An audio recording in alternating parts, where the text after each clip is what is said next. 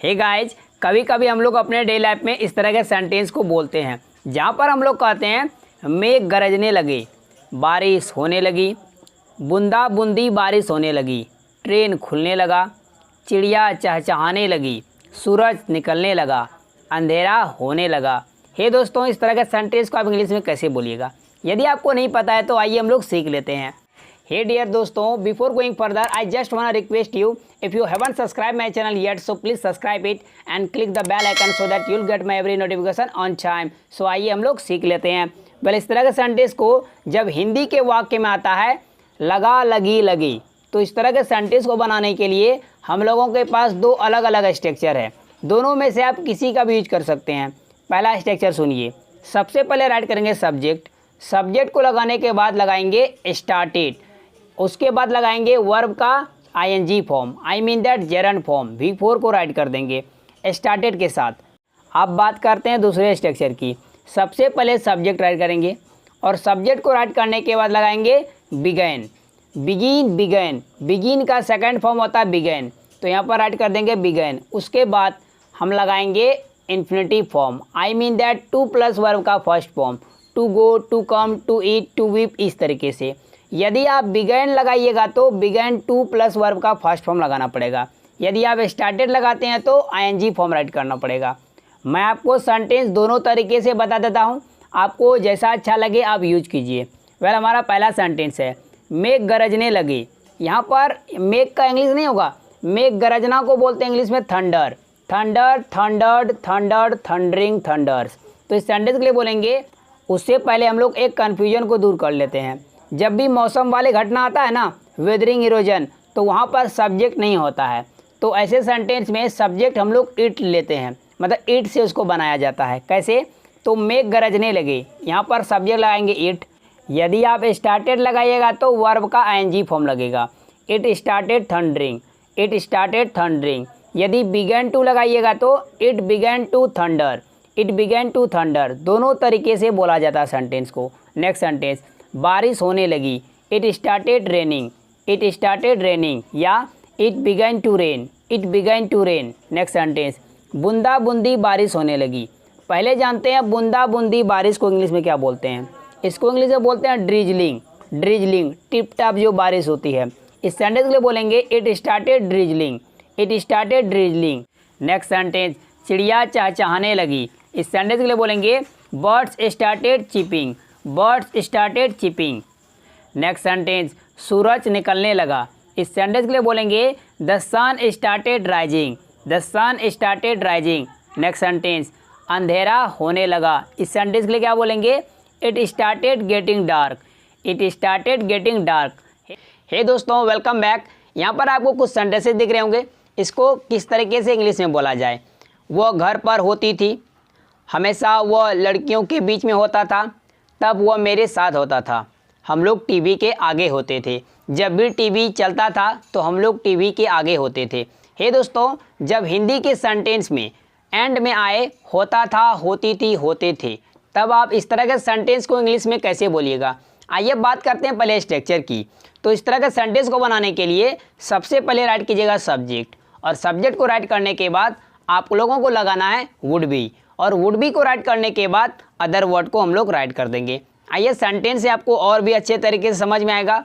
वह घर पर होती थी, वह घर पर होती थी। इस सेंटेंस के लिए बोलेंगे she would be at home, she would be at home. सबसे पहले सब्जेक्ट है सी, सेकंड में लगाए वुड बी, वुड बी को राइट करने के बाद अदर वर्ड क्या? घर पे या घर पर, इसको इंग्लिश में बोलते हैं एट होम। हो गया सेंटेंस डन। आइए नेक्स्ट सेंटेंस को लेते हैं। वो हमेशा लड़कियों के बीच होता था। इस सेंटेंस के लिए बोलेंगे ही would be always among the girls, he would be always among the girls. Next sentence को देखते हैं। तब वह मेरे साथ होता था, तब वह मेरे साथ होता था। इस सेंटेंस के लिए बोलेंगे then he would be with me, then he would be with me, इस तरीके से। नेक्स्ट सेंटेंस को देखते हैं। हम लोग टीवी के आगे होते थे। इस सेंटेंस के लिए बोलेंगे we would be in front of TV, we would be in front of television, television भी कर सकते हैं। हे गाइस, आपको यहाँ पर एक सेंटेंस दिख रहे होंगे, राइट कीजिए उसको कमेंट बॉक्स में। यदि कोई गलती करेंगे तो मैं आपको करेक्ट करके बता दूंगा। सबसे पहले क्या करेंगे? सब्जेक्ट राइट करेंगे। यदि टेंस के अकॉर्डिंग टू हेल्पिंग वर्ब की जरूरत हो हेल्पिंग वर्ब लगाइए, अगर हेल्पिंग वर्ब नहीं आता है तो हेल्पिंग वर्ब मत लगाइए। जिस तरह से प्रेजेंट इंडेफिनिट टेंस में और पास्ट इंडेफिनिट टेंस में हेल्पिंग वर्ब नहीं आता अफर्मेटिव में, तो हेल्पिंग वर्ब नहीं लगाएंगे। अगर प्रेजेंट कॉन्टिन्यूअस टेंस आ जाएगा या पास्ट कॉन्टिन्यूअस टेंस आ जाएगा तो उसमें हेल्पिंग वर्ब आता है इज, एम, आर, वॉज, वर, तो लगा देंगे। लगेगा तो लगाएंगे, नहीं तो कोई बात नहीं है। और उसके बाद लगाएंगे हार्डली, और हार्डली को राइट करने के बाद वर्ब राइट करेंगे, मेन वर्ब। अब टेंस के अकॉर्डिंग टू यहाँ पर वर्ब भी बदलता रहेगा, उसके फॉर्म बदलते रहेंगे, ठीक है। अगर V1 लगेगा तो V1 लगाएंगे, V2 लगेगा तो V2 लगाएंगे, अगर V4 लगेगा तो V4 लगाएंगे। जो भी वर्ब के फॉर्म लगेंगे उसको हम लोग लगा देंगे। और उसके बाद लगाएंगे एनीथिंग, क्या राइट करेंगे, एनीथिंग।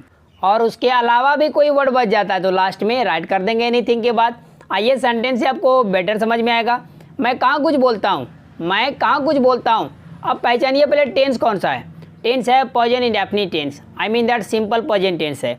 तो इस सेंटेंस के लिए क्या कहेंगे, I hardly speak anything, I hardly speak anything. सबसे पहले सब्जेक्ट राइट करिए, क्योंकि यहाँ पर हेल्पिंग वर्ब नहीं आता तो हेल्पिंग वर्ब नहीं आया तो हार्डली राइट कर दिए।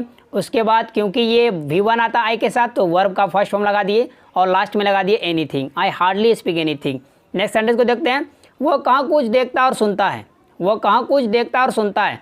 इस सेंटेंस के लिए कहेंगे he hardly listen and sees anything, he hardly listens and sees anything. तो यहाँ पर मैंने V5 का यूज किया क्योंकि प्रेजेंट इंडेफिनिट का रूल है, ही सीट नाउन सिंगुलर नाउन के साथ V5 लगता है, इसीलिए V5 लगा दिए। नेक्स्ट सेंटेंस को देखते हैं, मैं कहाँ कुछ समझता हूँ, I hardly understand anything, I hardly understand anything, या I hardly get anything, get भी यूज कर सकते हैं। नेक्स्ट सेंटेंस को देखते हैं, वह कहाँ कुछ जानती थी, वह कहाँ कुछ जानती थी। ये पास्ट में बोल रहे हैं तो पास्ट इंडेफिनिट टेंस का सेंटेंस है। इसके लिए बोलेंगे सी हार्डली न्यू एनीथिंग, सी हार्डली न्यू एनीथिंग।